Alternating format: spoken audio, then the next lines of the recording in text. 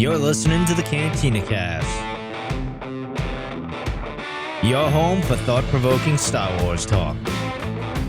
Join Albert and Jonesy in breaking down the latest news, trailers, movies, and of course, your favorite characters from a galaxy far, far away.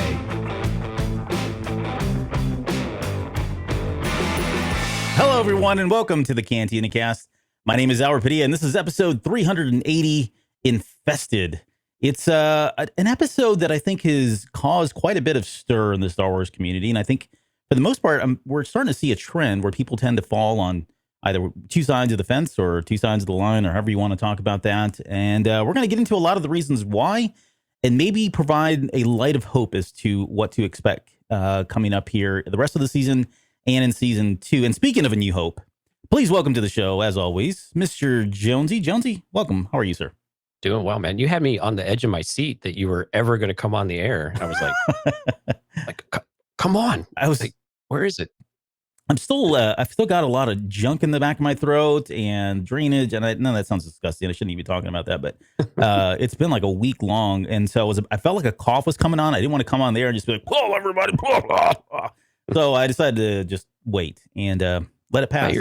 Hey, you were just impersonating Alfonso. That's all right. Alfonso. They have names, by the way. I know you put them in the show notes. I did, because I was tired of talking about Cliff and Alfonso and all that. But if you're joining us for the first time tonight, welcome. We appreciate you guys being here on the live show. Thank you all for joining and signing in. Make yourself known, your presence known. You can put whatever you want in the chat there. If it's appropriate, we'll throw it up on the screen. And even if it's not appropriate, we may throw it up on the screen. So you just never know. But we've got a lot to talk about, man. There is so we've got some pretty substantial news that came our way, and then we've got an episode that I definitely want to spend some time kind of dissecting and parsing out some of the stuff that I think people are certainly latching onto and kind of speaking out loud about. But let's start with the news, and let's start with the High Republic, because that was they were kind your day finally came. I know. They've been talking about this for a while. For about the last 2 weeks, they've been kind of hinting that something was coming. It got confirmed late last week.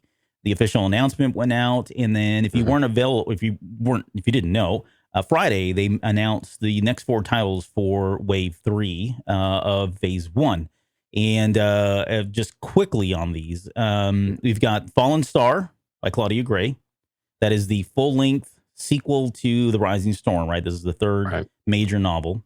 Then you've got Mission to Disaster by Justina Ireland, which is a mid-grade novel. And mid-grade meaning it's for ages 8 to 12. So still within what she was doing with Test of Courage, and same thing with Race to Crash Point Tower that Holder was doing.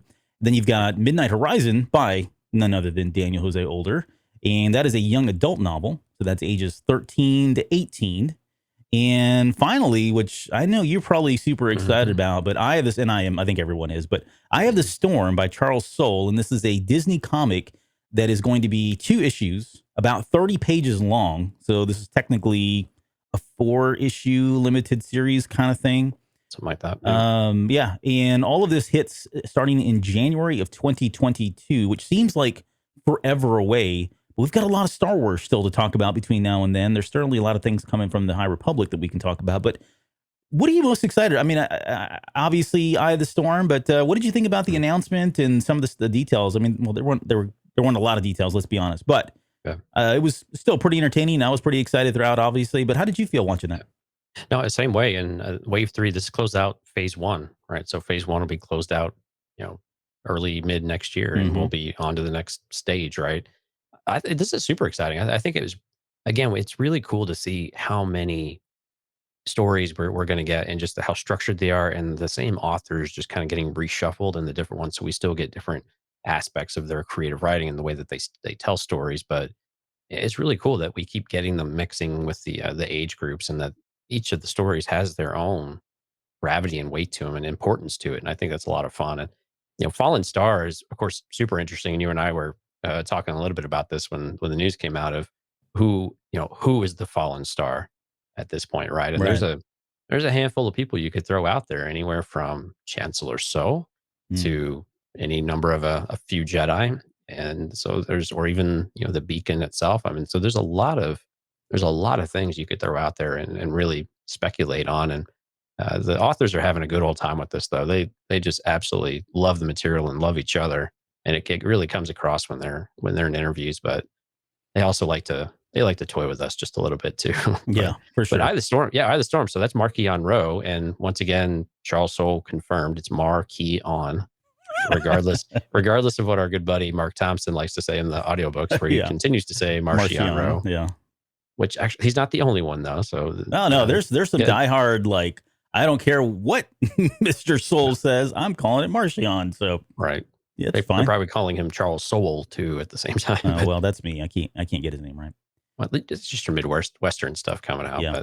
But yeah, I mean, it's going to be focused on Marquis Rowe and where he comes from and why he is the way he is, and the way that he described Marquis is definitely how he's been coming across. And you had a nice quote in here from Charles Soule. I'll let you read through that. Yeah, he says he's absolutely terrifying, Soltis. He's charming in a way. You'll meet him, he'll talk to you, and you'll have a good time. Maybe he'll buy you a beer, a space beer, I guess. But then, the minute you leave the room, his face goes blank. It's all just a mask.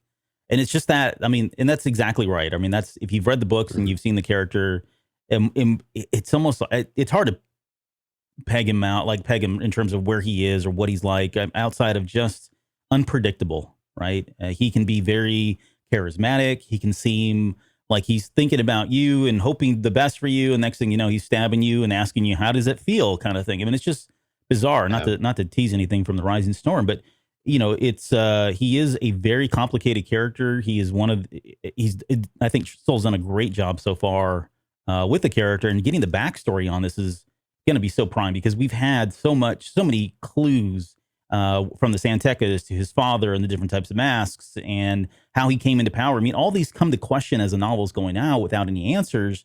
And I don't know how much they're going to be able to kind of cram into 60 pages of a comic book, but anything is going to be awesome. And I'm pretty excited about it myself. Right. Yeah. And you put the nail on the head without teasing too much. Charles Soule is basically talking about the opening sequence with Marquis Rowe in Rising Storm, and to a T. Yeah. And so if you're curious what he's talking about, please go read Rising Storm. And it's in the first, third of the book there, and you'll get through that part pretty quickly, and you'll know exactly what he's referencing. And it's absolutely spot on too, and perfect. Yeah. These guys are rolling, man, and they're having a blast doing it, which I think is I think that's half the fun too, is seeing how much enjoyment they have out of it, how much they love talking about it. Kevin Scott still can't stop talking on Twitter. This guy is just this guy just loves to interact with people and retweet and everything. I know you guys have exchanged a couple things, and he's super engaged. He's a really cool guy to really just kind of be out there and follow and watch, much less interact with it all. Yeah, he posted something, not to fanboy on Kevin Scott, which I'm really starting to like a lot more, but he posted a picture today of him, like a younger him, sitting there reading, I think it was an X-Men comic or New Mutants or something.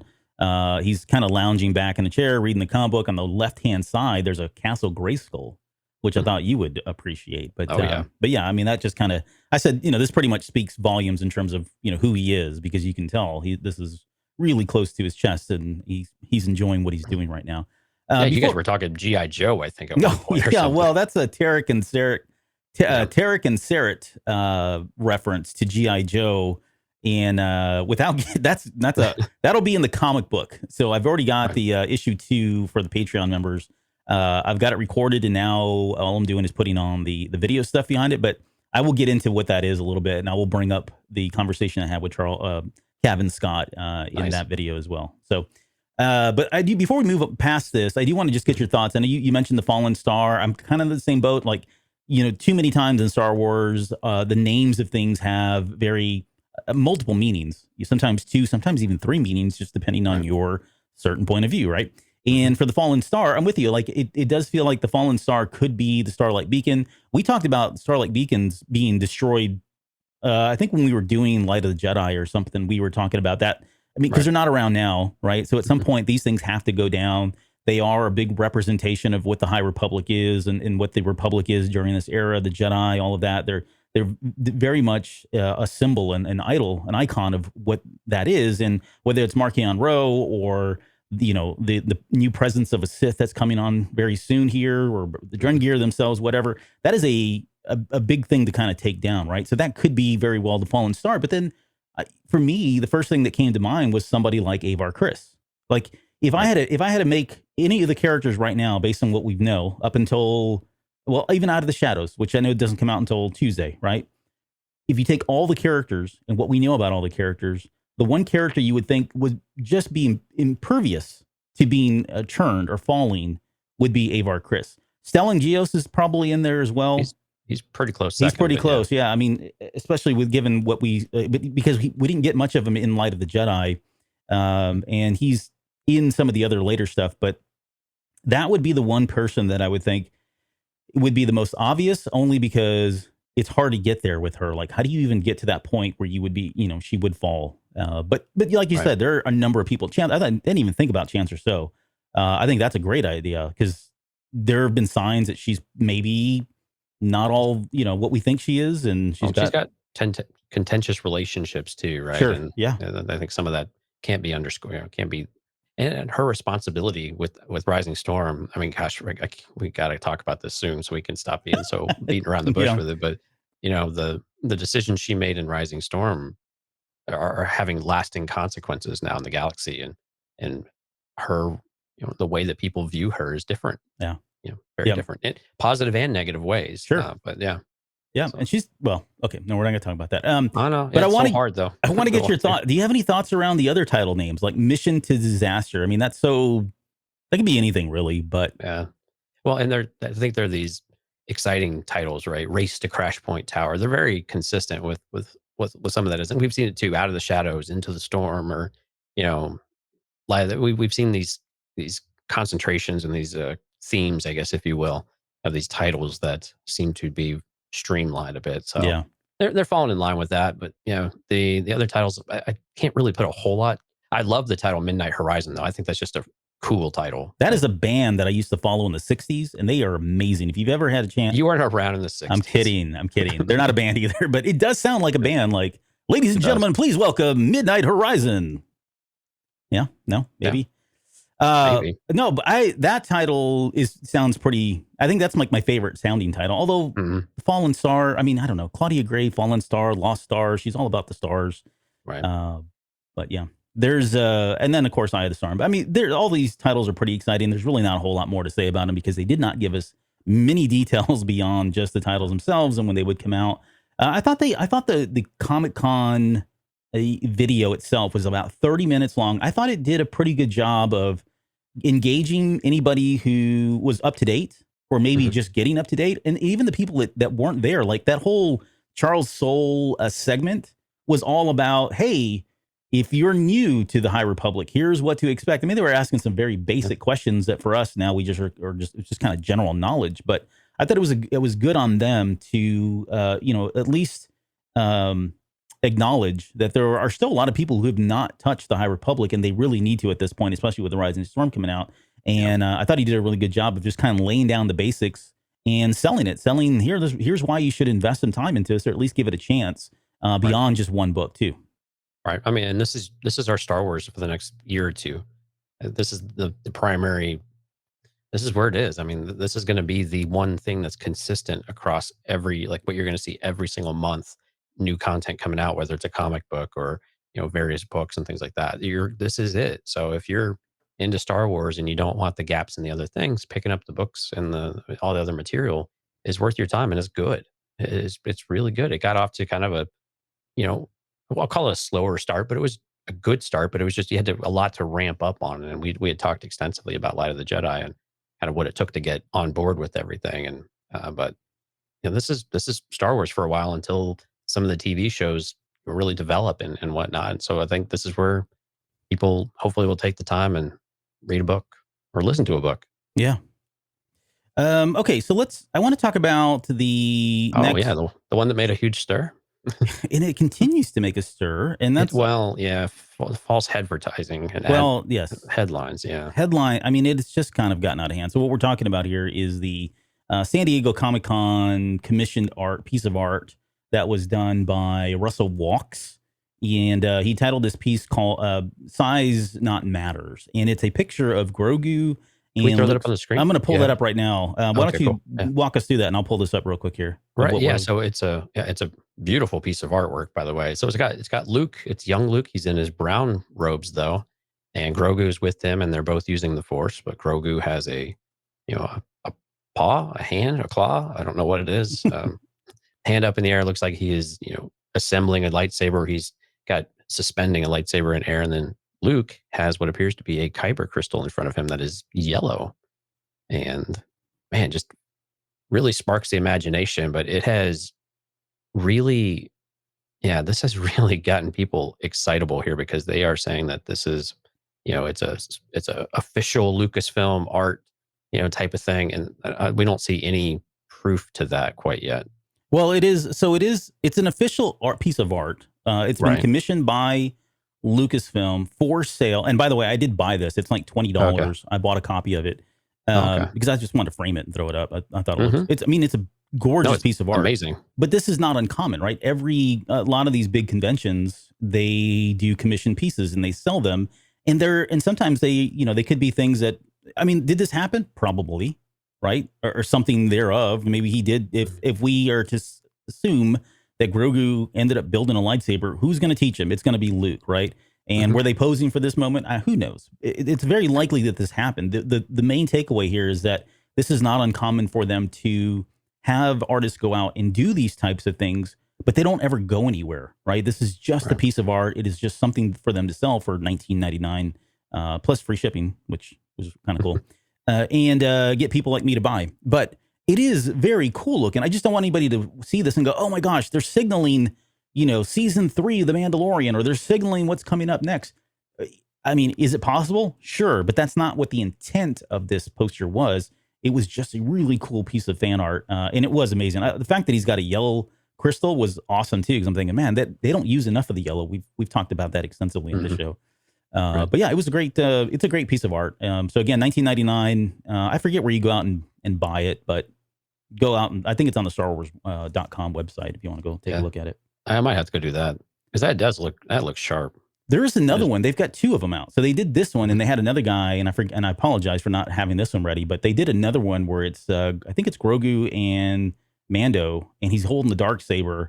And then they've got other characters in all 4 corners as well. It's really slick. Don't get me wrong. It's just as good as this one in my opinion. But yeah, both of those are $19.99. So totally worth it. Yeah. But again, why would they? They're not going to signal what the show is doing. They've kept so many things under wraps and so secretive with Mandalorian. Oh, right. Yeah. It would be out of character at the very least that they would announce something in this kind of way. 100%. Finger quotes. Yeah. This is not how Disney or Lucasfilm announce anything like this of this magnitude. It's going to come in a different way, but we can still hope and pretend it's just not going to happen. Right. Hey, before we go, I know you got a really quick announcement. I'm going to show you this because I know you'd appreciate that. Look what I bought over the weekend. Ooh, that does look nice. Yeah. He's holding up a variant of issue 1, or is that just a reprint? No, it's the variant. It's just you can't see the green because of the green screen. It's kicking it out. But it's Avar, Chris, and Yoda there. Yeah. I paid a pretty penny for that one, but it's got my girl on there, so went ahead and did it. But anyway, that's a cool post too. No, that's fantastic looking. I got to post it so everybody can see it because I just can't stop staring at it. Okay, sorry, I had a moment there. I had a moment, but you've got some. I know you've got you've got a gig coming up here. Do you want to kind of plug that real quick? Yeah, so August 20th, if you're living in the Chicagoland area. Stephanie actually threw together a thing at her brewery for a Star Wars trivia night. So August 20th from 6 p.m. to 8 p.m. That's a Friday. I know that's when school's starting to fire back up and stuff like that, but would love if people came out, had a beer. We're going to do trivia. We're going to have it for 3 different groupings of it. So you'll have kind of your Padawan stage, your Knight stage, and your Masters. We'll have some gifts if you win, and some other giveaways, including I think they're going to have brewery gift cards. We're going to have a food truck out there. We're going to have some little raffle giveaways, some of the comics that we've got. We'll throw some of that in there. I think we've got some action figures and whatnot. So whatever we can kind of find, we'll throw some stuff together. Just have a fun night for a couple of hours. I think they've got a band after that. So if you want to hang out, it's a cool little place down in Joliet. So again, if you're in the Chicagoland area, reach out to us over at cantinacastfanmail.com or at gmail.com rather. And we'll get you all the information. You can also check it out on our Facebook page. We've got it posted there as an event. So August 20th, but it'd be a lot of fun. I'm going to host the trivia while Steph and all the other beer tenders take care of everyone on the drink front, and should be a lot of fun. Cool. It sounds like fun. I wish I could be there. Dial me in if you can. I'll be happy to Yeah. answer a question. Actually, that would be kind of cool if we can live stream it. Oh, no. Excuse me. Hey, before, it's gonna be a lot of fun. It is. Yeah. I'm excited for you guys, and I know she's been putting a lot of work into her and your crew there have been putting a lot of work and research into the questions. So be ready. That's right. We can't let you off easy on the master side. Yeah. All right. So Steph, before we get into the show, Steph wants to open up this can of worms, and I've already thrown it up on the screen, but she's asking, I saw something about Disney casting actors for Ezra and Thrawn. Is that true? So I'll let you first take this one. Or have you heard about this? This has come up more than once before, though. Well, it has. It has. Is there something? I didn't see what was happening new, though. Okay, I will take it. Yeah. So first off, we don't normally talk about rumors and that stuff on the show. It's just been a long tradition that we don't. If we do, it's in the after shows or on Twitter, Facebook, Instagram, something like that. But I'm willing to entertain this one because it is very intriguing and interesting how many other Star Wars shows, YouTube channels, podcasts, websites, blogs, whatever, have picked this up and ran with it. So in case you didn't know, there is a website called LRM Online. LRM has posted I think they posted an article on their website, and then they followed up with some stuff on Twitter, basically saying, look, Ezra Bridger and Thrawn have been cast for a live action TV show. Again, to Jonesy's point, we've been talking about this for almost 2 years now. Ever since Rebels ended, we've been talking about this, and everybody from, just about everybody has been named for potential real life actors for these. However, these guys, they've put all their chips in on this one, and they are claiming that this is 100%. I wouldn't say it's confirmed, but they're very confident from a good source that this is in fact true, that this has been who they've cast. Now, I'm not here to say whether or not it's true or not. I really don't get into this stuff because it's sometimes there's so many things that don't ever pan out for one way or another. Or there are some things that when these guys break this stuff, it's actually legit, but then it changes. And so, and then it drops for like 3-4 months, and then it comes back and everybody points the finger at them and says, you guys suck. You didn't know what you were talking about. So it's not really about that. It's just right now, it is a great rumor. If it is true, so that anybody would like to know, if it is true, then the actor of, I think it's Mena Massard, who was the guy that played Aladdin in the live action Disney remake Aladdin with Will Smith as a genie. He's who they're talking about as being cast as Ezra. Yeah. And for Thrawn, excuse me, it was, what's his name? The guy that does the voice for him in Rebels, Mickelson, or I'm drawing a blank on his name now. Yeah, I don't remember either. It wasn't Corey Burton for that either, though, right? No. Lars Mickelson. Lars. Yeah, so Mads? Lars or Mads? Maybe it's Mads. I forget. They're brothers, aren't they? I think they are. So I think it is Lars. Yeah. Okay. Yeah, I think it's Lars because Mads is the other one who's he's more movie actor. He's the other one. It can't be this one because he's the other one. That sounded really great, but no, it is. So those are the two people that were out there. Those are the ones that they're saying are and they're claiming, hey, don't, this is all going to come out here very soon. Get ready for it. But again, it's been picked up by everyone now, and everybody's talking about it. So as a fan of Rebels, I couldn't be more excited if this is true. Is it true? I don't know. I can't confirm it. I did reach out to some folks that I know that have some inside stuff, and they all didn't know. I think if you look at some of the more common big player, I'm going to say big players, but people like Jason Ward or Bespin Bulletin or these guys that are normally have the big breaking news, they weren't aware of this either. So it could be legit that that these guys got this. If so, kudos to them. Or it could be just, again, like I said, it's maybe that's it right now, and it could change a little bit later. But all that's pretty exciting. What do you think if that was the case? I mean, the casting seems to be on point. I remember I watched the Aladdin movie, and it was a little bit different. So not judging whether that movie is any good, but I thought, the kid actually has kind of a bit of he appears to look a little bit like Ezra. So I think that would be, from at least a visual standpoint, pretty good. I honestly don't really know Lars Mickelson that much, or what he looks like. So I don't really know. I know what Mads Mikkelsen looks like because he was Galen Erso, right? So, but yeah, that would be interesting. That'd be very interesting. Yeah. So I don't know. I mean, it's one of those things. Are you ready to see Rebels on, live screen? I mean, we've seen Clone Wars on live screen. Okay, yeah, it was rhetorical, but all right.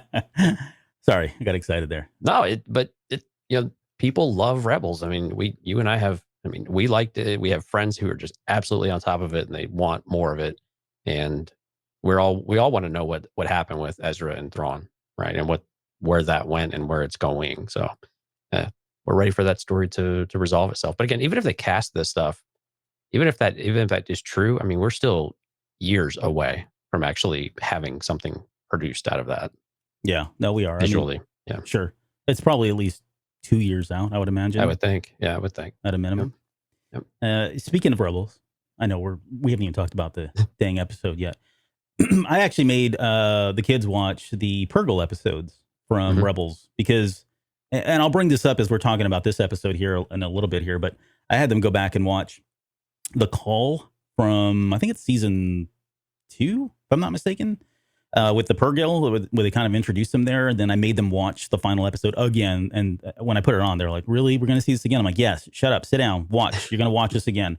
And showed them. And I thought, and this is after we had seen the most recent Bad Batch, Infested, because they actually had some of the same questions I think a lot of people are asking is like, wait, what's going on here? Why are they showing this right now? And my point was that something like that, where you're 3 seasons apart, that episode, along with a number of other episodes from the Clone Wars, took a lot of flack, and people were saying this is just filler. It's garbage. We didn't need this, and blah blah blah blah. And had we not had that episode, we wouldn't have had the payoff. Is it going to be something to that effect? Probably not. But I did make it a point to watch them. So sorry, on point. Trying to tie this all back into Rebels and why we watch that. But we'll go back to that here in just a little bit because I do have a lot to say on that. Okay, let's new Patreon member real quick. Yeah, Eric Rankins joined up on the Green Milk tier, so we appreciate it, Eric. Welcome to the group. Yes. And also, we had a kind of a public service announcement. So we didn't realize when we switched over to posting Patreon content with videos instead of the audio only. We did the video, not thinking that, hey, for the people who subscribe to that in their podcast apps, you get nothing. So we are fixing that. You probably saw 3 shows get posted right at one another. So last week's Patreon show, as well as the 2 comic book episodes, we're extending kind of the tier extension. So everyone can hopefully enjoy those. And we'll start posting both the video and the audio. So if people are using the Patreon app, you get everything in there, video and audio. But if you're using iTunes or Overcast or whatever your favorite podcatcher is, you will get the audio. So apologies for that. We weren't aware. We didn't think about that part of it. So we have resolved that issue, and we'll make sure that going forward, you guys get everything you had. So apologize for the delay. If there's something you missed, and reach out to us, and we'll make sure you get some of that content. It's only been a 2 or 3, I think. So, but again, apologies for that. And thanks for the folks in Discord who let us know. We had 3 or 4, and they all chimed in and helped us out there. So we really appreciate it. You're on mute, buddy. I was going to say, yeah, a lot of colorful language and really upset people, but thank you. Your voices have been, no, I'm kidding. Your voices have been heard. And my buddy JR is here. He's a great guy. He's helped me out on The Basement many times. I've listened to that show, and he asked me if I'm wearing a Star Trek shirt. No, buddy, sorry. It's Star Wars, unfortunately. Although I do have one, and I just wore it because it's matching my watch today. So, all right. And with that, hey, let's talk about the Bad Batch. So let me get your opening thoughts. I guess first off, it looks like we have yet another Dave Filoni bug episode. We had it, I think, in everything. We've had him in Clone Wars many times. We've had the spiders in Rebels. We had the spiders again in The Mandalorian. And here we go. We got more bugs in this episode. So tradition holds true here in this episode. But give me your overall initial thoughts, and I'll share all of mine, which I have like a page and a half here of. Well, I'm trying to not say this was filler because, like you said before, we don't always know what purpose this is going to serve, and you and I we're probably a bit on the same page. Like the Roland Durand, there has to be a reason why they've introduced him into this, or the Durand family in general, rather than just getting Pikes on screen, that type of thing. But I thought the episode it was okay. It was entertaining, but yeah, it was very much a kind of a bug episode, or very Monster of the Week. Yeah, Monster of the Week. Very tried and true formula, but it was, I think that the one thing that was interesting though is what it was cool kind of getting an idea of what Ord Mantell really means, why it's so important. It's right in this junction of hyperspace lanes and everything else. And, really it was interesting how susceptible Sid's place is to just a hostile takeover. And I left with more questions though of why, Duran just kind of bailed too after kind of this failed coup of sorts. Mm-hmm. But yeah, I think it was. I mean, the other cool thing is we got more nicknames. So look out for the question of the week later on when we ask you which nickname that Sid has for the Bad Batch is your favorite, because we got at least one more. I think we got Tiny, we got Muscles now. So Yep. yeah, so we're accumulating a pretty nice group of them here. So be sure to respond on our social media when that comes out. But yeah, overall, I mean, it was okay. It was cool kind of seeing the ruthlessness of the Pikes, though. I didn't really feel like we got a great feel for them and some of the other content that we've had. And I think this one really did show their ruthlessness, though. And I wasn't sure what they were going to do at the end of the episode. I was like, "You're kidding me, right? We're doing this," and they just got a horn. But yeah, overall, okay. Nothing. I really didn't leave with like a certain impression of sorts. I wasn't super thrilled or excited about. I'm like, okay, clearly we've got 2 more episodes left or something like 3. Is it 2 or 3? 3 more episodes. 3 more. Yeah. So if there was gonna be one that was gonna be a little slower or more setup type stuff, we knew it was gonna be this one and potentially the next one before we really jump into those last couple. But so I'll turn it over to you now, and I will go get a cup of water and stretch my legs, pop my back. Just sit right back and you hear a tale of a thing. No. So, okay. Agreed. All right. I've heard a lot of things about this episode, and I will also agree. First off, agree with you that it was entertaining. I enjoyed it. There was certainly a lot here. If you're a fan of the cast and a fan of Sid, especially, I think this was her. I'm going to say really backstory, but there was some character development, at least for her, minor. But here's a couple things on the episode itself. And I'll put the filler piece out to the side, and I'll talk about that a little bit later, which, by the way, just to kind of segue real quickly, in our Patreon episode tonight, we're going to be talking about Roland, the Underground. The title has been aptly named Roland into the Underground or something. Yep. So you're welcome for that. No apologies. And so we're going to talk a lot more detail about that and potentially what we could expect from season 2, because in my opinion, at this point, I do feel like there is a season 2. They've just all but confirmed it from here. But when you watch this episode, like, first off, this episode could have been anywhere after we were first introduced to Ruby. And I wonder if this was really where it was supposed to be originally, And I don't know if it was because, if you think about it, had they moved this episode it would have to have come before the Ryloth 2-parter. And if they wanted a way to kind of break things up, right? Because you just went to 2 episodes of Ryloth, and then you're going to get into what I'm now hearing is 3 episodes. So the next 3 episodes are all connected together. And I've heard they're all like at least 30 minutes long, maybe even longer, which bodes well for us, especially because that gives them a lot of time to tie up a lot of loose ends here. Mm-hmm. But if that is truly the case, and this was an episode that was really meant to be 2-3 episodes before this, and they wanted to kind of break it up, I could see where they would do that. Now, did it work? I don't know. I don't think it did.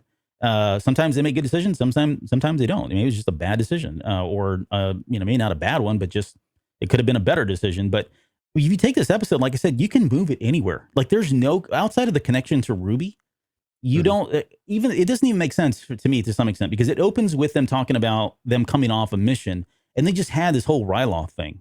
And they're talking about coming off another mission. So again, they've gone out and did more missions for Sid at this point. So it's very generic or general in that sense in the way it opens. And the way it ends, again, there's nothing outside of Roland that they need to wrap up or tie up, right? So again, it could have been anywhere. So my suspicion is that it was there, and they decided to move it in between these 2 to kind of break it up. So you've got the 2-parter Ryloth, you've got a little quick break, calm before the storm, and then then they're going to go big hot and heavy here with the next 3 episodes, and it's all going to be what we've been clamoring for over the last 12 and more about the Bad Batch and Crosshair and Operation, what was it? Project War Mantle. Project War Mantle, right? All this stuff is coming, and I think we're going to get a lot of it.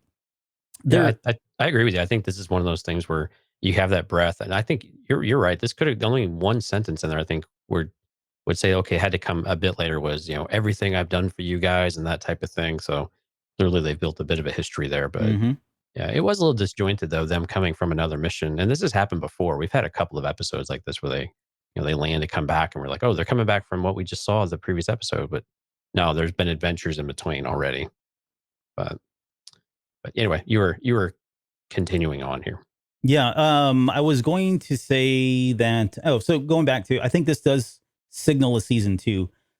I could be wrong. I mean, there could also be there could be something in the next 3 episodes where they have to go back to Roland for some reason. I think it's too soon, to be honest, but it could very well, that could be the case. If not, then I think it is a clear indication that we are going to get a season 2, and where that season 2 goes is into the underground. That's my opinion. I posted on Twitter. I've got a whole thing on it. I've already got all these crazy theories as to where it's going to go, and this is a lot of the stuff that we're going to get into with the Patreon stuff. Steph says, I don't remember Ruby from before. Ruby was that little rolling around thing where Wrecker bumped his head and all that when they were stealing it. It was really a quick scene, to be fair, so not going to hold that against you too much. That's Jonesy's job. So we've got that. The other thing I want to bring up about Roland, no, and I'll say that for the Patreon. It's a Filoni quote that came up not too long ago. But overall, again, the episode I thought was entertaining. It did feel out of place. I know there's a lot of feedback about, hey, the characters didn't really develop. Nobody developed, and that's probably fair. That's okay. But if you're a fan of, or an avid viewer of the Clone Wars, Rebels, Mandalorian to some extent, this is not uncommon, right? That we get some of these episodes like this where this happens and we don't know why, but there's probably a reason. And we probably banged that drum way too much at this point about Filoni and kind of his overall grand plan and a lot of this stuff. And sometimes it doesn't happen till 2-3 seasons. And sometimes your shows get canceled. And when they come back, you were able to fulfill those plans. And so you do all the plans then. you do all the plans. So yeah. I think overall though, it was a very dark, and I don't mean that I felt like it was a visually dark episode, which I thought was awesome.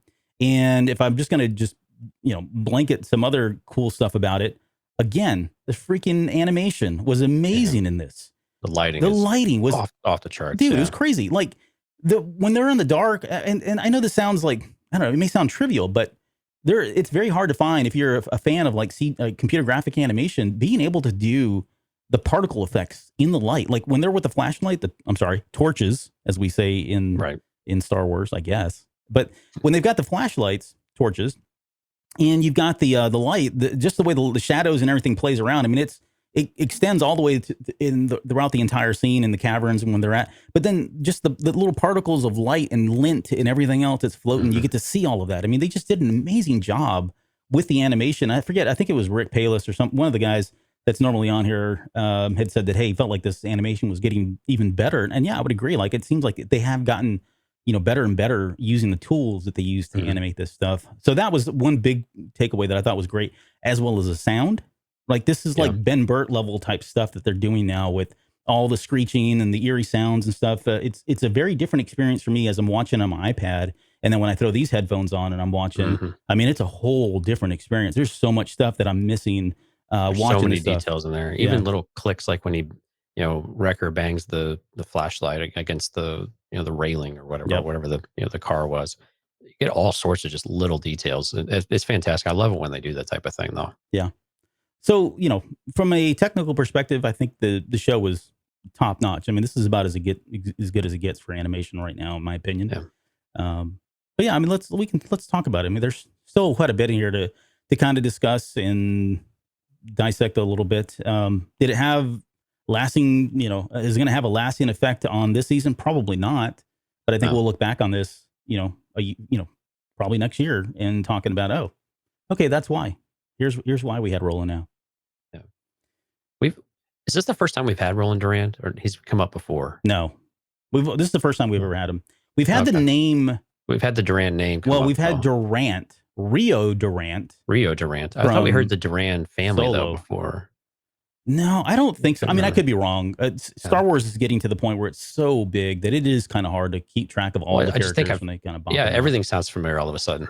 Okay, do we have that yet? Or I don't know. No, to my knowledge, I don't think we have. Somebody wants to fact check this, please do so. They sure played up the family, Issa Durand, and this potentially competitiveness between the crime organizations and the crime families and things like that. Yeah, which I think that definitely could be having some sort of payoff in the future. And quite honestly, that seems to make a lot of sense, right? We know the Hutts are largely in control. Yes. But, yeah. Patreon. I'm telling you, we're Yeah. gonna talk about all that. I got all kinds of notes on that stuff. Tinfoil hat included. I still kind of make that hat so we can wear it while we do our Patreon episodes. That would be hilarious. Okay, or maybe I'll just take one of these and put foil around it. Let's get into the episode, and at this point we're going to break down the episode and really kind of talk about a lot of it. So as though we're watching it. And this one opens up. They're coming back again from another generic mission. It was not the Ryloth mission. It seems like they would have talked about that a lot more. But this one was, well, for a fact, I know that is because they say they were something about Gundarks, which I want to see that mission. Like, I want to see them fighting Gundarks. So those guys are not, pushovers by any means. So exciting that they were doing something there. And they're making their way back through the city. Ord Mantell looks amazing as usual. Can't get enough of how this place looks, and it really just kind of hits home that whole the scene. We talked about this last episode too, or 2 episodes ago, about that line of the bounty hunter ran to on Ord Mantell. I mean, all this really just kind of helps build and flesh that out a lot more. But they're coming back, and we see guards around there. There's Pikes walking in Sid's bar. Hey, wait 1 second. I want. I'm not drinking coffee tonight. It's just water. But there was one character. I'm going to pull this up. I'm not going to pull it up on the episode to talk about. But there's a scene, and the camera is panning from left to right, and it's just before they go into Sid's bar. And there's a character that is sitting, or standing, I should say. They're standing there against the pillar. They're in shadow, and they're almost like they're listening and looking and watching and listening to the Bad Batch as they're walking by and heading into Sid's bar. And call me crazy, but he's in the frame, and he's in the shot, and he's in there almost like a cameo, almost like they threw him in there to kind of tease that we're going to see this character again. Did anybody else catch this, or am I just completely on spice tonight? I don't remember that. I remember at the end of the episode when they came back, there was a guy leaning against a crate who didn't look familiar, but it looked like he was watching. No, this is the very beginning. I'm going to give you the time. I'll give you guys the time mark so you can go back and look at it and just tell me I'm dumb and I shouldn't be thinking this way.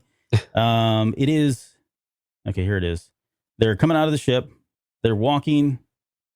They're heading, and it is. Oh, there's another Gotal, by the way. There were actually 3 Gotals in this one. I counted all 3 of them. But this is at the. Here they come. Sorry, this doesn't make for good radio by any means, but it is important to me because I really feel like they hid this person in there. All right, maybe it was at the very end. Wait, was this guy that you were talking about leaning on a pillar, or was he leaning on a stack of something? Like a stack of crates or something like that. Maybe it was at the beginning. I can't remember what the character looked like, but we'll have to go back and we'll clarify this and we'll post about it on Discord. Yeah, I may be just smoking spice, like I said, but all right. So they get in there, and now Sid's place is like crazy busy, like the busiest. Like Echo calling it like it is. This place is popular. Right. I mean, it hasn't been this busy since, Omega got over on the entire town and swindled all their money out of their pockets. Right. And there's that poor guard that tries to stop Hunter from coming in, and he just beats the crap out of him, which I thought was pretty hilarious. But inside there, we've got, more guards. We meet this Deveronian named Roland Durand, who we're going to get into in just a little bit. We get to meet Ruby again, the snail reptile thing that Steph doesn't remember. And that was from the episode Battle Scars. And it's just in that opening scene very quickly. They talk about how they're taking that, but it was stolen from someone else and some of that effect, right? So it was nice that that came back. Again, that's, Dave Filoni laying the seeds out there. But when they go into Sid's office, this is where they meet Roland Durand, and Durand tells him that, hey, this is his place now. Like, not only is he claiming the parlor, but he's actually claiming all of Ord Mantell, which I was like, okay, wait, so they don't have like a police force on Ord Mantell, or nobody. I mean, what is that society like? Is it just kind of every man for themselves, you think? It sure seems like it, right? It seems very almost nomadic in a certain way, where people just mind their own business and they have local shops and whatnot, but there doesn't seem to be a lot of whole structure to the place. But then again, this is Star Wars, and it was convenient. So sometimes it's as simple as that, but it didn't really seem to have a lot of structure. But Tatooine was a bit like that too, right? There was no, aside from the Empire's presence, we never got an idea that there was any kind of security or military or organization, government, things like that. So it's not necessarily surprising that a place like this, that wants to be forgotten, but is, kind of effectively it could potentially be a huge trade hub rather than just a smuggling hub. Mm-hmm. So it's a bit surprising it doesn't have a lot more to it, given the importance that we learn about it from Sid later. Yeah, right. No, it's a good point. Like you would think they would have something there as busy as this place is. Hmm. Okay, so he explains that look, Sid's out, and this is his place now, and I don't know. I mean, they do touch on this a little bit. At least Mega does, but Hunter's like, well, see you later. Yeah. We're leaving. We're packing it up. Roll them up, kids. We're getting out of here. And I guess Roland even offers to kind of hire him because he sees them as mercenaries, or maybe he knows the relationship they had with Sid. And Hunter gives them the same response that I think he gave Sid back when she offered. He said, "Well, think about it," kind of thing. And so they decide they're going to go ahead and leave Ord Mantell. And then this is where Tech kind of explains in not so nice terms that that either she's been forced out or she's been killed. Mega wasn't sure what it meant exactly when it said that she was out. For him to be out. He's got a pretty good presence. I guess I'm not poking holes in this because again, if there's no police force or guards or anything like that, and he brings in a ton of people, I guess it's probably okay. It makes sense that he would kind of be able to take over like this. But I did find it interesting that Hunter, of all people, and I know they've had a precarious relationship with Sid, but he was just very much ready to just kind of bust out of there and take off. Did you find that weird at all? Actually, no, not really, because Hunter is always still, squad first, and Sid is second. And I think he's been kind of looking for an excuse to get out. And they've started treating this like, so it was funny when you were talking about when we see Ord Mantell and just how we view it. When I saw it, I was like, oh, we're home. And it's almost weird thinking about the Bad Batch having a home, not even a home base, but it's actually becoming almost a home of sorts. And so that was a little bit odd to think of it that way. But I think he's itching to get out of the limelight and stop doing jobs, and stop being at someone else's beck and call. I don't think he really particularly likes the way that Sid treats him because she's, pretty crass and she likes to give them a hard time and whatnot. But right. And she probably doesn't pay overly well, but it's hard to tell in that regard. She definitely takes her cut. But I don't know that I don't think there's no love lost. I think he's semi-appreciative, but at the same time, he's like, well, if she's gone, I think he thought maybe she bailed too, that she went off world. Right. Not that she would have snuck up onto the ship. But as usual, though, Omega's the one that says, wait, we need to stay and find her. She's done all these great things for us. And it's, well, but she kind of bailed them out. But has she really done a lot of great things for them? And they've kind of helped her out at times too, right? Yeah. So but clearly Omega has a soft spot for Sid. Well, she has a soft spot in general, but I think she's got a soft spot for Sid now too, given that they've bonded a little bit based on that episode a couple weeks ago. Yeah, and I think part of it is just kind of her naivete, right? she's a kid, and we all have gone through this phase of seeing people, always trying to see the good in people, and that's just kind of Omega. I'm not saying that that's not her. I think that's her genuinely. She is a very compassionate, very selfless person, right? Almost like to the point of like a Leia or like a Rey in some ways. So I don't think it's uncharacteristic of her to think that, and I would expect her to kind of be the one. You make a good point. Hunter is really focused on ensuring that, like he told Rex, or he told a number of other people, hey, I've got my own squad I've got to look after. He can't be worrying about this stuff. And if this presence is there, the last thing he wants to do is get tied up with the underground, right? He's probably thinking we need to get out of here and go figure out what our next plans are. And it doesn't need actually lay low like we keep saying we're going to. right. And change your outfits, please. Oh my goodness. Okay, so they get out to the Havoc Marauder, about to head out, and lo and behold, there's Sid waiting for them, and she tells them to come inside. And I think she's the one that acknowledges that, well, thanks, at least Omega cares about me, not like you scrubs here. Right. They get inside, and then I was just dying because Bolo and Ketch are inside there. Of all people, like they can't, wherever Sid is, they are too. Of course, they were part of the bigger plan here that they've got a little bit later, but I just thought it was funny when they walked in that they were sitting. Right. I think they were playing games too, like playing Sabic or whatever they were doing at the time.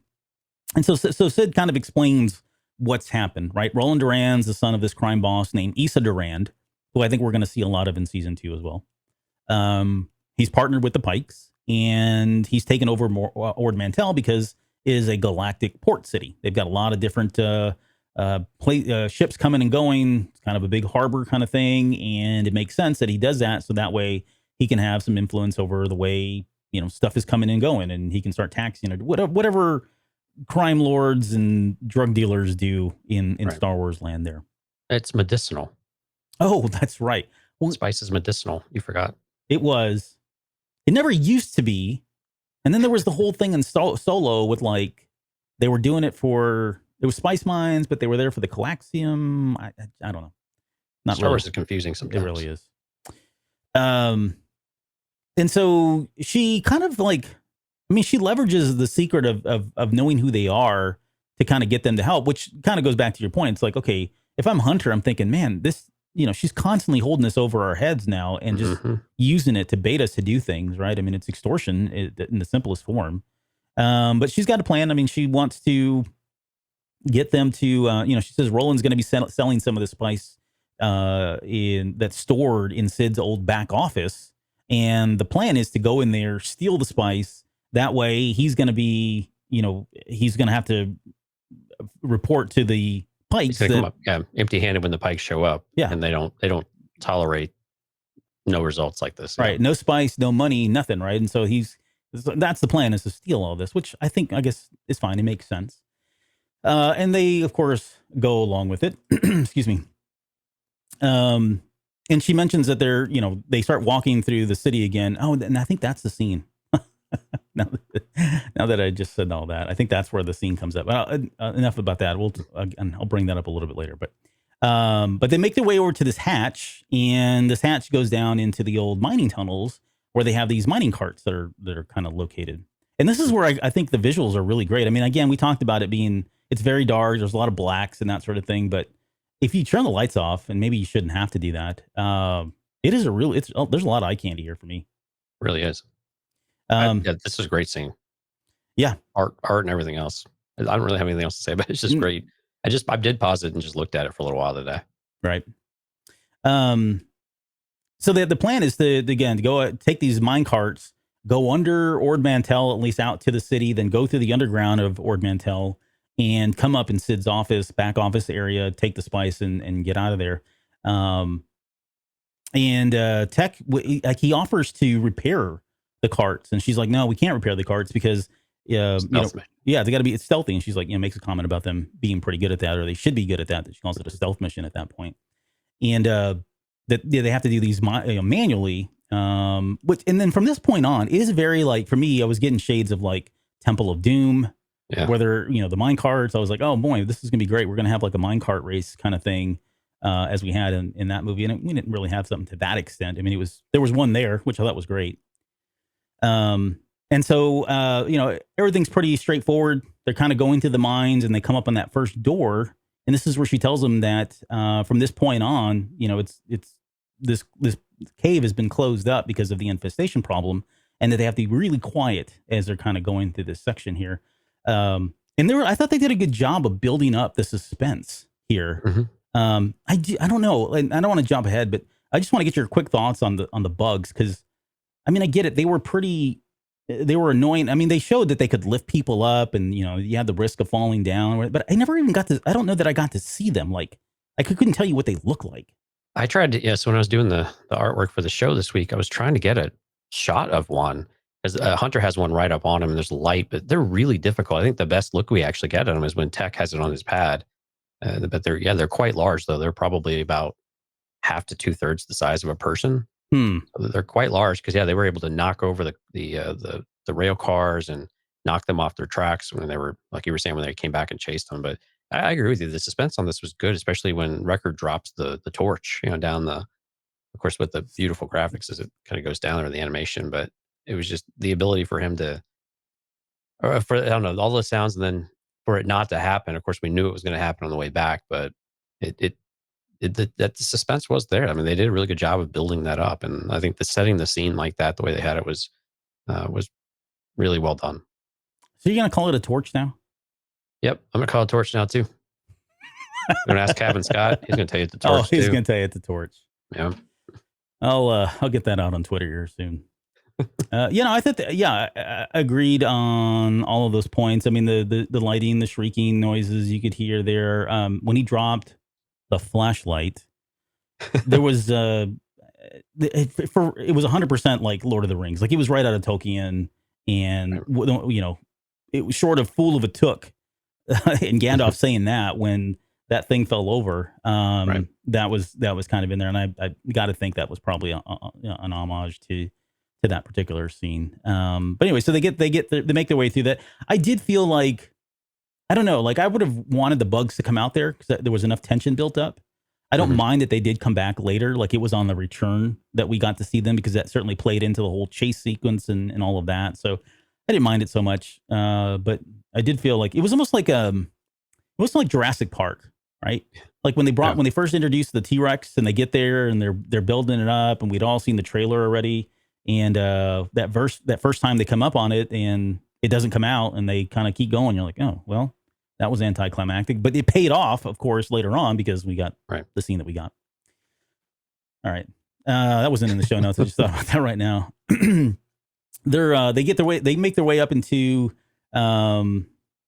the actual ladder that goes up to Sid's. And I was laughing because Wrecker is like winded, like he's completely, that guy's out of shape in this episode. Yeah, it really constantly. Is. He's out of. Yeah, I mean, she even gives him a hard time later on. You can rest later. What's wrong with you, big guy? Yep. But yeah, he was winded, and she was like on the return. I think it was her and Tech that were moving doing the hand cart. But I could have sworn it was only her on the way out. Maybe I could be wrong, but either way, I thought it was funnier. I think it's funnier if she was not winded and he was, given he is who he is. Yeah, Riss says it's all that Mantel mix. That's probably it. Putting on the extra pounds. I can relate, man. I've had a lot of Mantel mix here lately, by the way. It's the Mantel 10. Mantel 10. We get into Sid's, and so this is where Ketch and what's the other guy's name? Fonzo. I knew you were going to try to get that name in there again. But Ketch gets the signal from Sid, Bolo, that it's go time, and they've got their little plan. So their whole lot in this plan is to start a distraction of some sort. And so I think it's Ketch that walks by. He's chomping down the Mantel mix. He walks by Ruby, starts dropping some. Ruby follows him out of the parlor itself, and that's enough to get Roland and his guards out there as well, looking for, which I kind of seems like plausible, right? Worked well enough. Yeah, worked well enough. It was very Ocean's 11 type of thing. I wish they would have like filmed it that way, like some of the cutscenes and stuff. But they get the they run out there, and this is where they come in. There's a total of 6. So the Bad Batch come up to this little chamber or whatever is hatched down in the floor there, and there's 6 crates. Of Coke is what it looked like. They're pulling like the packages and everything. I'm sure it was just coffee. Oh yeah, it was just coffee. Yeah. But yeah, 6 of these big crates are about the size of what Han was loading up at the end of A New Hope. There with full of money, same type of thing, right? But yeah, they're all nicely packaged up, like bags of sugar. I'm sure is all it was. All it was. It's oregano.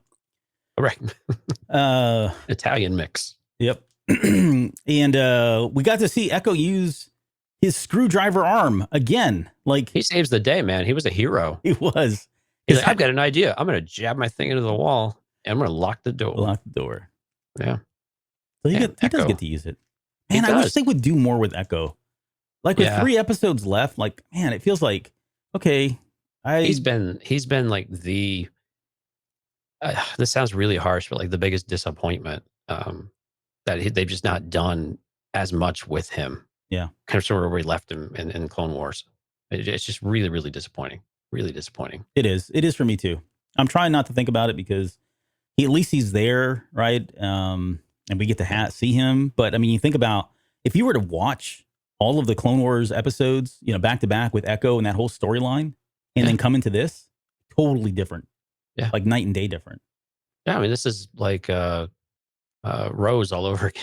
Oh, Kind of like Rose. yeah. I mean, maybe not quite that severe, but still, it's just, yeah, it's, I'm hoping, so if you're right, if there's a second season, I really do hope that Echo has more time in the sun. Because, I mean, even Tech and Wrecker, who, all things considered, really shouldn't be the most interesting of characters, have had their moments, right? Where they're enjoying, Wrecker with Omega, Tech just with the idle, weird humor type of thing. And Echo's just like the grumpy old man on the lawn, like yelling at the kids as they walk by. Yeah. And that's about the extent of it. At least Crosshair's got a toothpick. I mean, he's unique, but it's really disappointing what they've not done with Echo. Yeah. Yeah. He's like, did we say he was the Rondo of this episode? Like he's old, losing his hair, yelling at kids on the lawn kind of thing. I think so. Get on out here. Tuan says he's already had his arc. Maybe. You can't have more than one. Well, maybe. How many does Anakin and Vader get? Well, that's the same argument when people say, I really wish we had a Darth Vader series. I'm like, another one? We had 6 movies. What do you want? We have a comic book and 6 movies. We've had a lot of Anakin, believe it or not. You are going to get another Vader. I know we are. Called Kenobi. It's called Kenobi, exactly. Right. Oh man, the rumor. Oh, never mind. Some of the leaks that are happening right now. Mm-hmm. And all right, back to the show. Roland notices that they finally get through the doors. Notices the spice is gone, and sends his boys down in there after the Bad Batches are trying to get away. And this is where we get into the whole mine tunnel chase sequence here, which I was trying to keep track of, like the number of carts. It turns out there were 3 carts, not just 2. It looked like there was only 2. I think there was a total 4. Oh my goodness, are there really? Then because they had 2, and then the other 2 guys had 2. The bad guys had 2. Oh no, I'm saying the bad guys had a total of 3. Oh, did they? Yes. Oh, okay. I only noticed 2. I'm I know like one guy. 90% confident in that answer, but yes, 3 carts for the bad guys, 2 for the good guys. So they jump into the carts, and they use their engines. Like they don't even care because they obviously they don't know what's going on down there, right? So they're going to use theirs. So Hunter slams the brakes on the first cart, and that sends that cart that rams into the back. It sends those 3 flying off. Okay, so that's 1 cart. And then they send that empty cart going back in reverse, and that hits the second cart, and those 3 guys fly out. And then the third cart is the one that have the guys that they open fire on, or I guess that are part of that sequence here. And that's when the swarm comes in. The swarm is what ends up killing the people in that third cart. I think they lift a piece of the cart off, and they picked it up and knocked it over, and that was the thing. They kind of looked like they were picking up the guys too. Again, it was difficult to tell with all the motion, but it was a little surprising that the Bad Batch was able to not experience some of the same thing. Yeah, well, they're heroes. They weigh more. That's true. And Tech realizes at this point, and I don't want to make short of the whole sequence because, again, visually, the audio in this was really cool. I mean, if you put in headphones on, or just any headphones really, versus just listening to it from your TV, unless you've got a great sound system, you kind of miss a lot of the details. And just the swarm itself was pretty cool to listen to. Right. But again, at the end of the day, it was just literally swarming things around, and they have to escape. So it was. Yeah, it was like 3PO. Go, shoot, go. Yeah. Whatever. Shoot, go away. Go away. There's where Tech, it sounded real southern there. Tech then pulls out his flashlight, and realizes that they're sensitive to light. And I think Echo gives him a long explanation. Tech later on gives a really scientific reason as to why. But that's enough for them to realize that the flashlights are a bother to them. And they end up dumping the spice. It ends up falling, and they don't go back for it here. It just they abandon it at that point, which I think makes sense. I mean, they had no reason to do anything with it other than just get it out of Roland's hands. So there wasn't anything for them in going in and trying to, it was never part of the plan to keep it and do something with it. Sure. At least Sid wasn't giving them that part of information. It's street value, though. Yeah, true.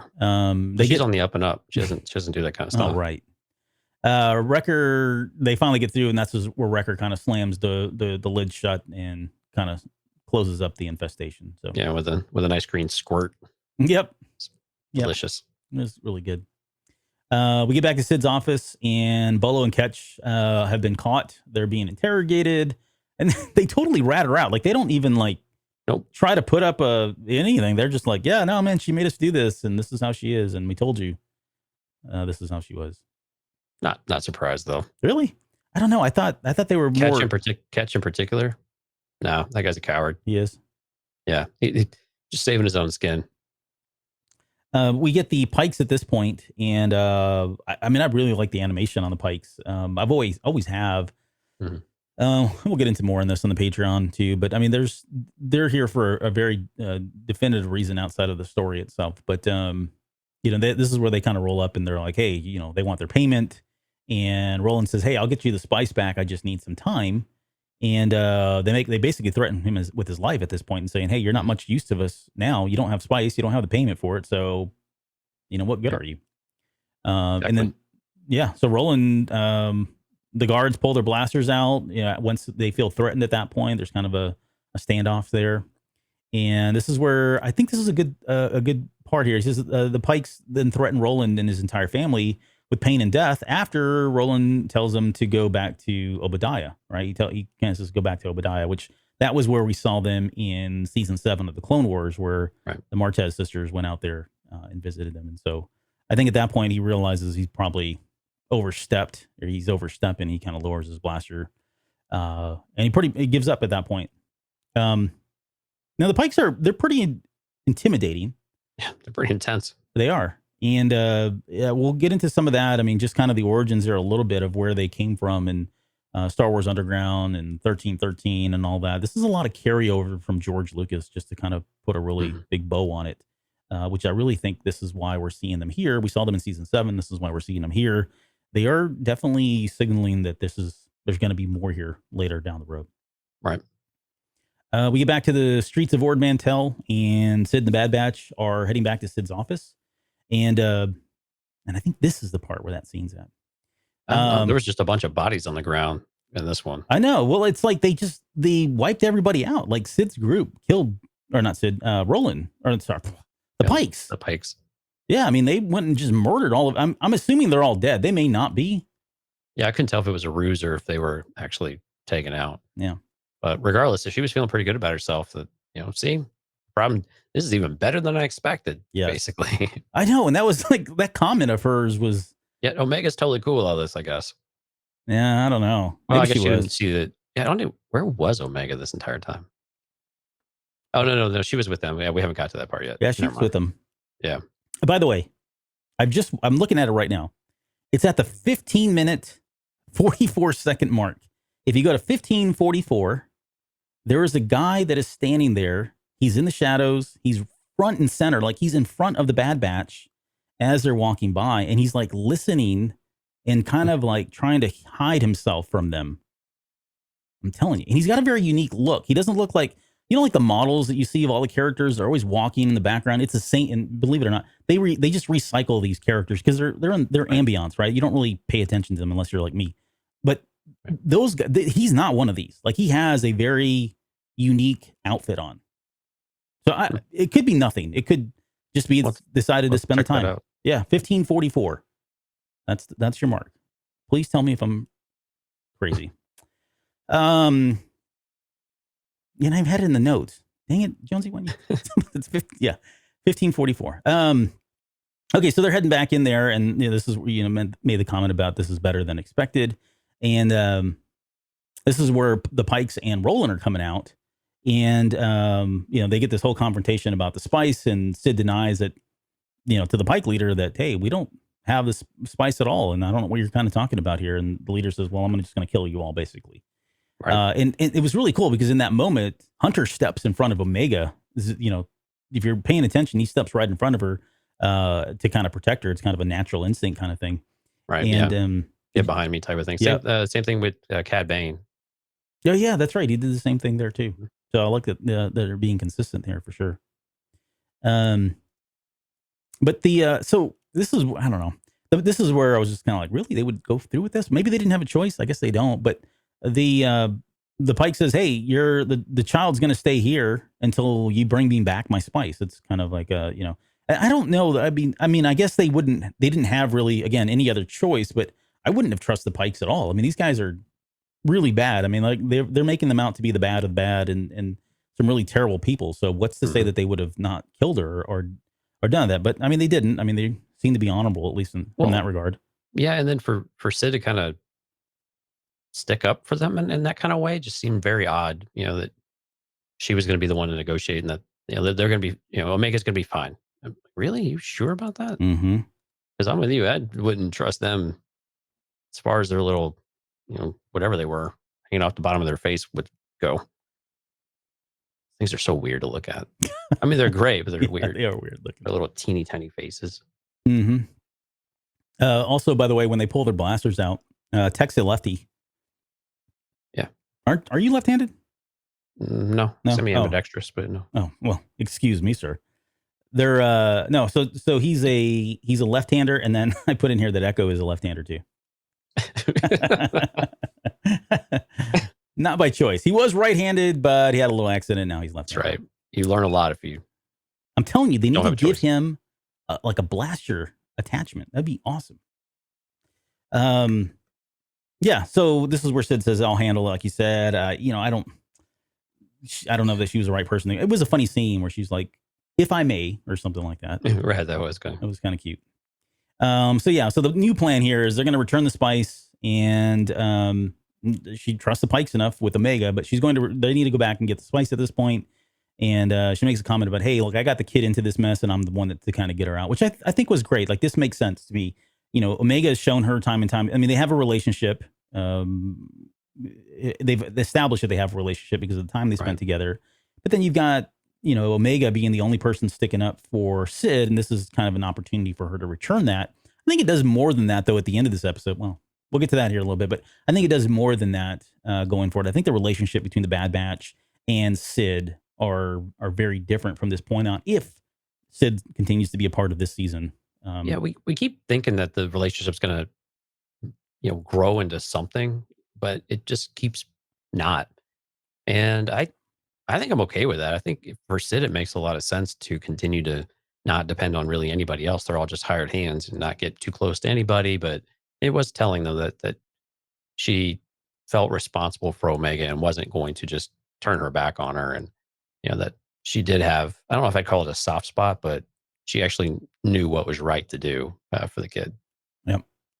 Tuan says, "Echo needs one of those energy axes like Optimus Prime has." Absolutely. And then everybody should be more like Optimus Prime anyway. When he breaks that out, they need to cue up "You Got the Touch" by Stan Bush. You got the touch. You get the Matrix of Power. Yep. That'd be awesome. Matrix of Leadership, whatever it's called. Yeah, I watched a lot of Transformers this past weekend. So War for Cyber. Yeah. So shout out to Yakko, Jeremy, one of our Patreons. So I'm going to go check out War for Cybertron's trilogy, and it is freaking awesome. All right. Anyway, we can continue with Star Wars now. It's about to turn into the basement here.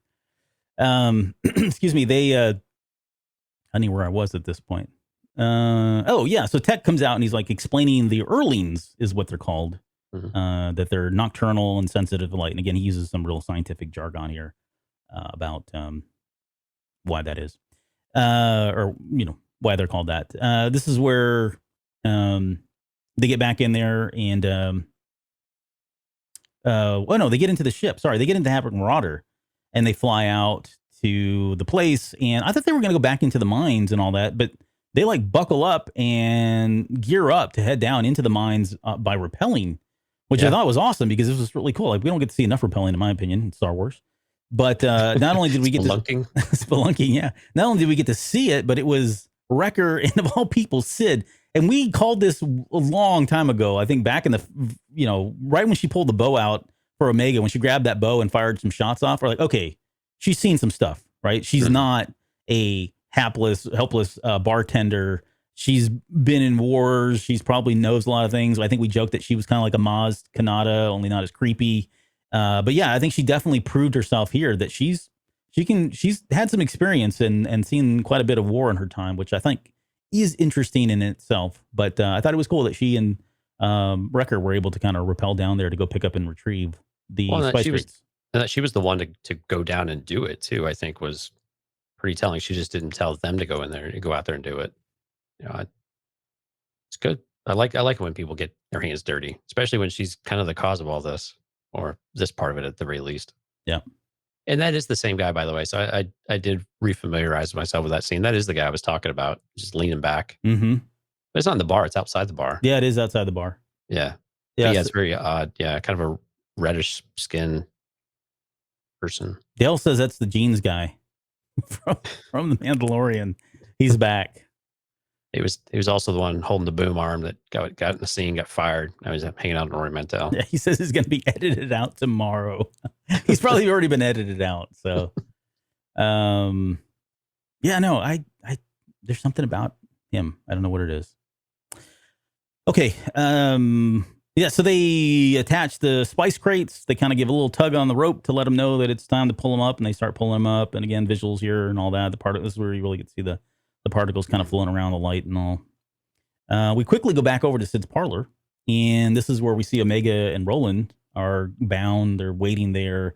This is a pretty good scene for me. I mean, it was kind of short and quick, but I really enjoyed this. Like anytime Omega has like these one-on-one scenes with somebody, like they really are great stuff. And I don't know if that's a tribute to the writing itself or the character of Omega or the way they get these moments. But this was a character moment for both of them, because I think this is, if it plays into, again, some of the theories I have for season 2, I think this is where a lot of this is going to be based on. This is the founding of it. But Roland sees Omega like looking at that blaster. He doesn't have to say anything. He could have let her do it and let them just kill her. But he chose not to. He warns her, "Hey, don't do that. You're going to get you're both going to get us both killed if you do." And he makes that comment. He makes another comment here, and this is definitely in the Patreon. But he says, "You take what the Durand way is. You take what you want. That's a Durand way," is what he says. Mm-hmm. And for them to throw a line like that with 3 episodes left in the season. It doesn't make sense, right? That seems like that has some weight. It's going to have some weight later down the road. Do you think so as well? No, honestly, not really. But I don't know. It's hard to say no to anything, right? I'm just being devil's advocate now. I think it's definitely something. If they come back, we're going to learn what the Durand way, or what.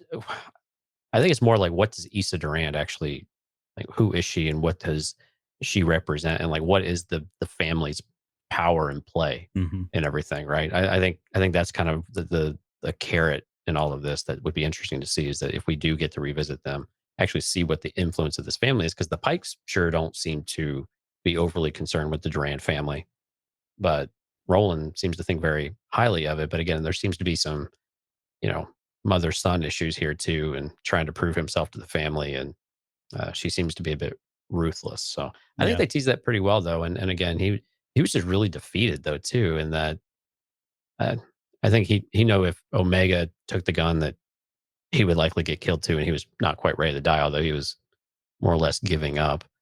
But yeah, I agree with you. When Omega has a scene with people directly, they do seem to be very good. And then of course Ruby comes up too, and he reacts a little bit differently in that. It's Ruby doesn't like very many people, and so is he kind of have a soft spot for Omega now because Ruby, and that she later on she semi sticks up for him too, right? So it's there's something there, and he's just out there trying to prove himself and not really doing a great job of it. Well, he seems very defeated, like you said. Yeah. He seems very new at this, all in general. Yeah, like just bit off more than he could chew. I mean, he's probably riding the coattails of his mother, right? If she is this prominent crime trying lord. To differentiate himself from the family, I think, at this point too, right? Yeah, prove his worth and prove that he can have his own piece of that empire as well. I want to get into, and again, not in this episode because it's Patreon, but I do want to get into. I got a sense of shame from him when he's sitting there and talking about this, and we'll elaborate on that. But there's definitely something about him in this scene that's a little different, and I just haven't put my finger on it 100% just yet. So maybe through the course of talking about it, I will. But yeah, Ruby crawls into Omega's lap. Roland looks over, notices that, and she tells Ruby, "Don't worry, we'll get out of this," kind of thing. So I mean, again, it's just that purity of her the compassion of her, right, and just trying to keep everybody calm and moving forward. I mean, that's kind of Omega's thing, and she's very genuine about it. Again, as always. Right. We flip back over into the mines again. They've got 4 crates lifted up. Echo mentions it's almost nighttime, and that you see Tech in the background. He's working on something, some kind of what turns out to be a bomb. Looked like a seismic charge. It looked like a seismic charge. That would have been cool if he would have just dropped that and then it just got silent and then and wiped them all out. But yeah, there's they got the last 2 crates. They jump on. Sid and Wrecker jump onto those crates. They get pulled up, and this is where it's funny. The audio description says that Wrecker hits the crate. And, oh no! And it's not. Totally Sid. It's totally Sid. So I think that was one of the ones where they changed it, which I think which was better because Wrecker took enough. He took a beating this episode in a lot of different ways, physically and verbally. But yeah, it's Sid of all people. It's hers, and that's not her fault. It's not like she's controlling it. They're just pulling her up. Right. But they hit that crate, and that goes down. He makes a comment about maybe they didn't hear it, which that was funny because it's he's trying to deny that those things are not going to come up, and they do. The Earlings show up. They begin to swarm, and things get really hairy there for a minute. I don't know. We've already talked about this, but just I really wish there was more of a. They didn't feel like they were in a lot of danger here. Yeah, not really. I mean, it's just they were like bugs, and it's like I get it. I mean, they close this off for a reason. She's aware of it. I mean, yeah, I get it. They can lift people up, but I was really hoping that they would get nicked or something would have happened to one of them where at the last minute Tech threw down his seismic charge and killed him or, shed the light. But scared him off. Yeah, I agree with you. It didn't really feel like there was any kind of danger. Wrecker's going to have a heck of a cleaning bill on his armor because, I mean, he's coated with a lovely shade of green all over it now. But yeah, aside from that, it was literally they were just there for suspense, and just a little bit of excitement, but really not a whole lot to be worried about. I guess they could have got knocked over, and they do get swarmed. So I think those are all very real possibilities. But again, we knew Tech was working on something too, and so it made sense that he just go in there and save the day. And actually, I really like the lighting, the effect that we got there after he, the wide shot, the image we used for the title card for the artwork this week. With everything scattering from the from the flashbang, effectively with the ship being silhouetted there. I thought it was really cool, just visual as well, though. Yeah. No, it was great. I mean, it kind of culminates in that, but that thing going off was, again, the lighting in there was pretty amazing stuff to see. And we get back to the hangar, and things kind of winding down here. But they return the spice back to the Pikes, and they tell the Bad Batch that the matter is resolved for them. It's not so much resolved for Durand, and I don't know that why would it not be for Durand? Like, they're the ones that stole the spice. Like, if anybody, like, Durand didn't do anything other than lose the spice, but they allowed, because it was returned by the thieves, that was okay, and nobody suffered any consequences. Right. But Roland gets his horn chopped off. Yeah. So do you think it was that maybe the Pikes viewed it as, well, you were stealing from Durand, you didn't know it was ours, type of thing, although they can't be that dumb. But I think it would have to be stealing from him. They didn't steal from them, the Pikes necessarily. They stole from Durand, but right. Durand was the one that lost it. He was the one that didn't take care of their shipment, and do what was necessary to secure it and make sure that they got it, and they didn't get it on time. But I'm with you, though, that they would just say that we're kosher now, everything's copacetic. I don't quite understand that. Yeah. And then they punish him rather severely, I guess. Yeah, I don't know. That one's a little tough to kind of make sense of, because I would have thought they would have done something to them, like chopped off Omega's hand or something. Yeah, but again, they kind of set that up though when they were in the parlor still though, and they well, if you get it, then we'll be all right, type of thing. But you know where it is, you go get it. Should be that hard. So I think as long as they were willing to do it, then maybe the Pikes just didn't care. But again, I think with Roland, he was cocky though. He was getting a little bit arrogant. He was trying to bully them and push them around too, right? So I think some of it is more than the circumstances of it. It's just his attitude, the way that he was trying to, push his position. And they don't care who you are. You either deliver or you don't. And he clearly didn't, and he was being an ass about it.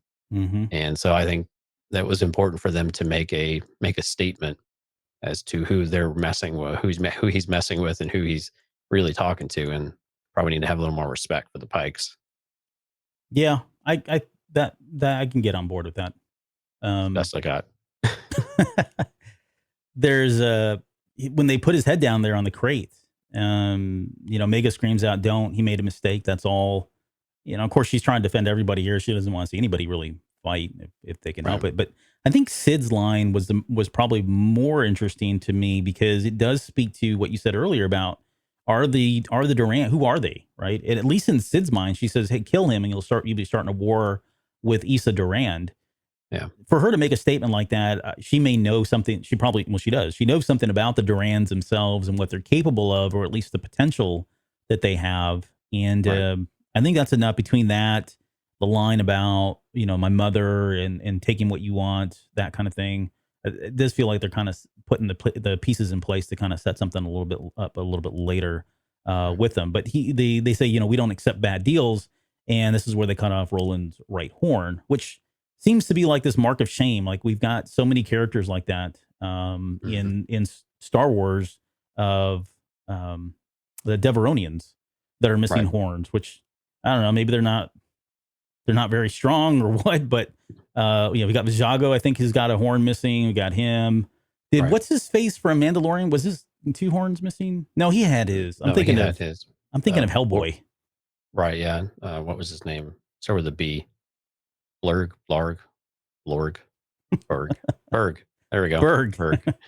Circle gets the square. I'll take Jim J. Bullock for the block, please. That's right. I was going to get there eventually. Yep. Yeah. But again, I think Sid's right, though. I mean, this is something you have to still remember that the Empire is lurking, and the Empire is there. They're not lurking. The Empire is there. Mm-hmm.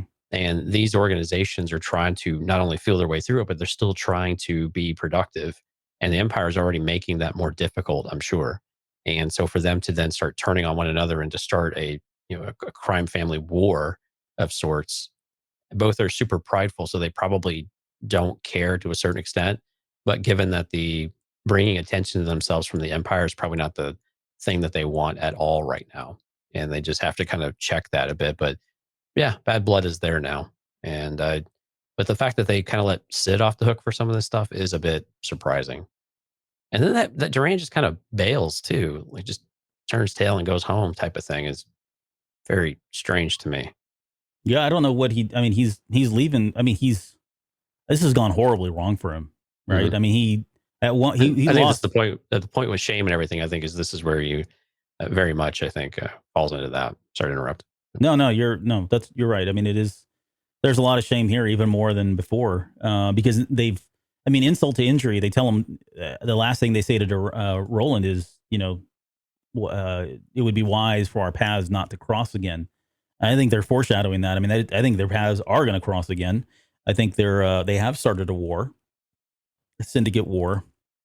I think that becomes the basis of a lot of this stuff. But we'll see. I mean, certainly, I don't think that's going to happen this season. And it could be this show, it could be a different show. Who knows? But they've at least seeded all of that for it to happen. I mean, that'll be the interesting thing to debate in the Patreon show is, what kind of response does this get from the Durand family if he goes home?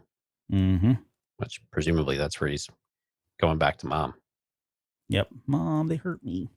But yeah, then Hunter, asks Omega, why'd you stick up for him? Why'd you stick your neck out for Roland? And she doesn't know. It's her superpower. She just speaks up. She's not afraid. She's not afraid. I mean, but she has this heart, and she doesn't want people make I think she said it a couple of times, right? When people make bad decisions, doesn't necessarily mean they're bad people, and she may see right through Roland, like, this is maybe not, I mean, she's still a child, but that this is someone who's just trying to prove something to himself, to his family, make a name for himself, and it's difficult. And, it's you just kind of see someone that's over that. And he was so defeated when they were sitting there talking that she couldn't help but just feel bad for him. He's just out of his element here. It was just, he just bit off way more than he could actually handle.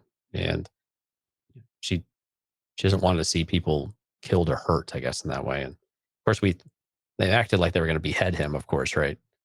But I was a little bit surprised actually when they saw the knife come down. I was like, whoa, where are they going here? Right. Yeah.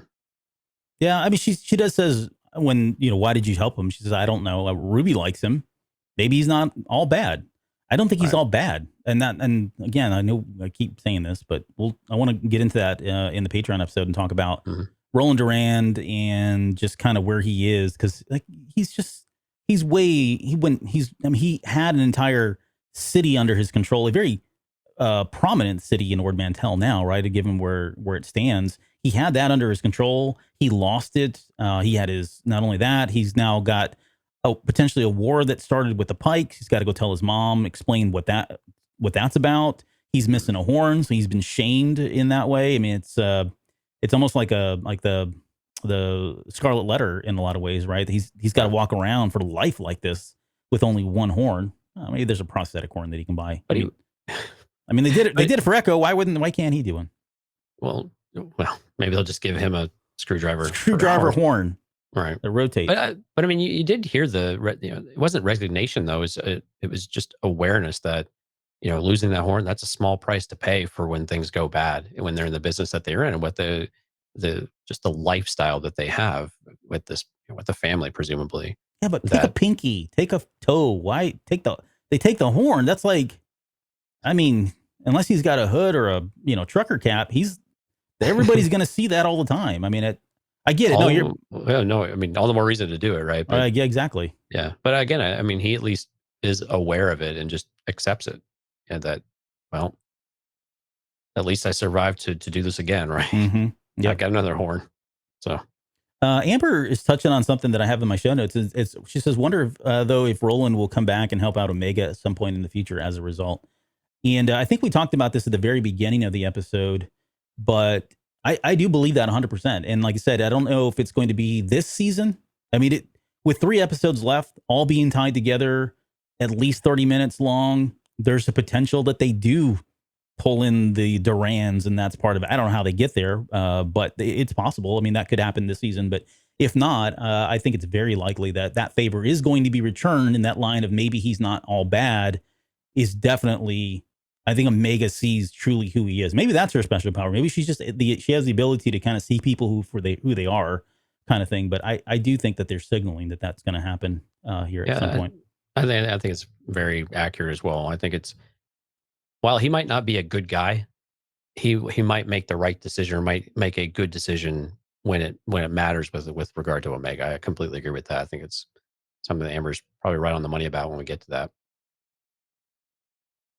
Just read the comics here. Tuan says, meh, it'll grow back. No. Drago's never grew back. But that's it. I mean, the episode's there. I think Sid offers to take them, for drinks. First rounds. Echo and Tech. Well, Tech was all about it, man. They ran. I haven't seen these guys run so fast. They were running to the bar. Yeah. Well, who wouldn't, right? Bartender, bar owner tells you free drinks. Right.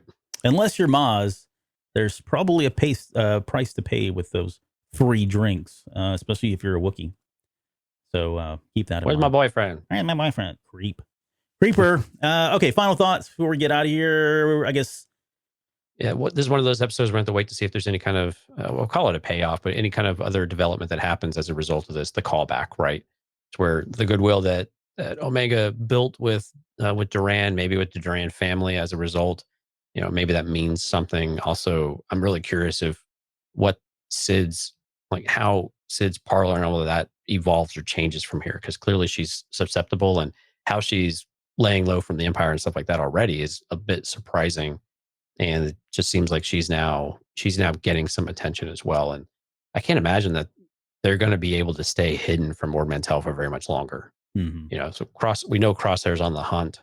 Things could get pretty serious pretty quick if they find their home base or their home. But overall, I mean, enjoyable, not near as deep or the type of things we'd hope for in every episode, I suppose. But you're not going to get it every episode. But again, it was a good breather episode before. If we really do have a 3-episode arc coming, then it is a good kind of breath to take before we really get deep into it. But I think this has been the one slightly disappointment about the Bad Batch series in general, is that we will have a really good episode. This is like the books all over again with like New Jedi Order. A really good episode, and then we'll kind of take this really big step back where it feels like it's completely disjointed from everything that's going on. Not that it's bad, and there's some things we might get later on, but it's just not.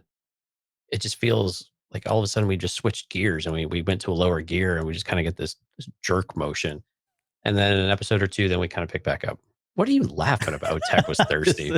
No, I'm not laughing at that. I mean, that's funny. What Riss said. No, I was laughing because you like your punching bag is NJO every time. Like you go to me like. And what's funny is I love New Jedi Order, but I was so. I mean, what was it? 22 books. Yeah, and they weren't all good. They could have told that story in about 8 or 10. I was gonna say 6, fine. But yeah, I can go with 8 or 10.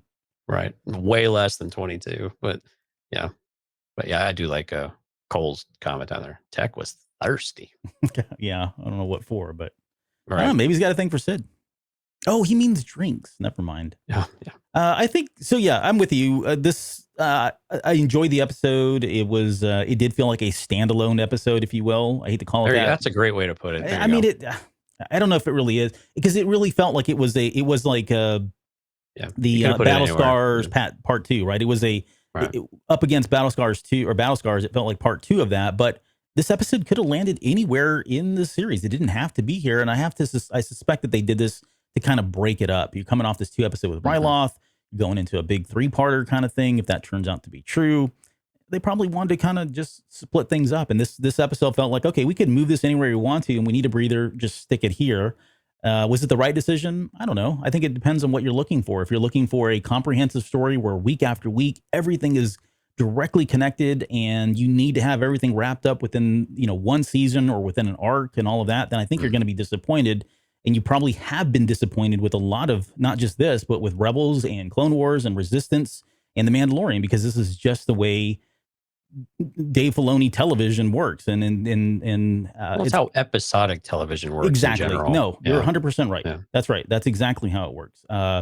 You think about like Lost and X-Files and Breaking Bad and some of these really big series that had a lot of episodes in them where sometimes things were just there and they were standalones and they really didn't play into the bigger part of it. Or there were bits and pieces of it that became much more significant later down the road. This is just kind of like modern day storytelling. Right. And it's 16 episodes too.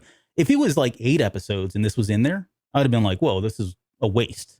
You know what I mean? But this is a long run. I mean, this is not a one and done. This is not like the Kenobi series, I think is like 6 episodes right now, or Mando at 8 episodes a piece. This is a pretty lengthy season. So it's expected to some extent, right? Right. And again, I think we put so much into it because it's the one thing we have right now on screen that when you get something that feels a bit uneven, it's easy to be very critical of it. Sure. And again, we've had this before though. We were like, oh, this kind of feels like filler. And then the next episode we get, it does pull a few things from it. It did set up a couple of things. They might have been small, but I wouldn't call anything a payoff necessarily sometimes, but it still felt connected. And this one, it was just a bit uneven as far as where it fit.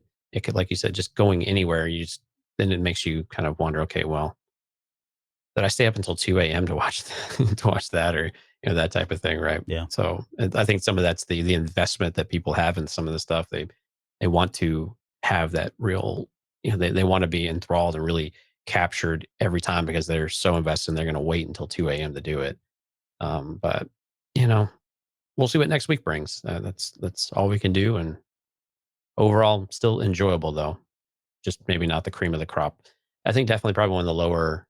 We have who is it? Darth Went likes to respond on our YouTube channel all the time, and he ranks all the episodes and he puts the new ranking in every single week. So if you ever in a day or so here, go out to the YouTube channel for the Cantina Cast, and you will see Darth Went's ranking of all of the episodes, and he will tell you where he put it in there and why. And it's a great read. So we appreciate you doing that every week, Darth Went.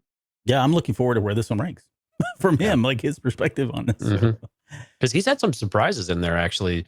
Some that we liked a little more, I don't think hit the mark with him, and a little bit, and vice versa from there. So it's not always a given to where everybody feels the same way about an episode. I think that's what's great about Star Wars in general. Yep. We all get something a little bit different out of it. Space whales, Purgle. That's it. That's all I got. Okay.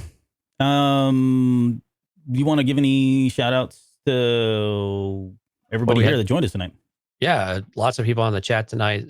Dale, Cole, Twan, JR, Amber. Oh my goodness, we had a number of people earlier today too. Steph, of course. John MacArthur was new. I don't think he's been here before. Right, yeah, John, that was a new one. Leland was here. Chris, Matthew Morand, Rob. So some of our Patreon friends and newer Patreon folks, that we certainly appreciate you coming out. Again, we're going to do an after show. So you get another after show. We'll do that both video and audio. If you'd like to support the show, patreon.com/thecantinacast. Just so it's easy to find. You can find all of our other back episodes out there too. What else we got here? Discord, discord.com or earglumedia.com/discord. Wow. I'm always really railing on the guys. Like, how hard is it to remember earglumedia.com/discord? Yeah. And then here I completely bungle it. So discord.com. Well, you have to be fair, Jonesy, you've got to go there to get the apps. But it's not even discord.com. It's like discord.cc or something like that. I'm trying to bail you out, dude. I'll take it on the chin on this one. earglumedia.com/discord. We've had a lot of cool chat. Of course, we've had film appraisers have been doing a lot of stuff as well. Joe is killing it with the whiskey podcast. We've had He-Man conversation with the new Masters of the Universe show that came out. And so just all sorts of things going on, a bunch of different directions in the different channels. So there's something for everyone out there. Yeah, so definitely come out and pay us a visit, and 100% free. Albert and I are out there. And if you're a Patreon member and you don't have access to the Cantina Cast Patreon channel, let us know so we can assign you access to it if it didn't give it to you automatically. We'll love to give you access to that special channel. Yes. All right. Well, that's going to do it. We'll be back for episode 381, which would be Bad Batch episode number 13? 14? 14. 14 is the one we're on. Wow. Holy bananas. I never thought we'd be here, but we are. We're almost there. Yeah. We are almost there. So again, thanks to everybody, as Jonesy said, who joined us tonight. Thank you to all of our Patreon members who will be joining us for this next episode coming up. And Eric Rankins, thanks for your donation for the green milk tier. That's another person to watch the comic stuff that we're doing, which I'm pretty excited about. So I don't have you in the credits and just yet, but I will fix that for the next one. All right. Any final words? Yeah, and War of the Bounty Hunters issue 2 came out. Yes. So we'll start working on that one too and see where our adventures of Boba Fett are taking us. I'm not doing all of the other comics though. What? Jabba? That's the one I'm waiting for. There's like 6 or 7 different books all happening at the same time. So I'm just going to follow the main. All right. We'll go from there. I know I chiefed out on it. Sorry.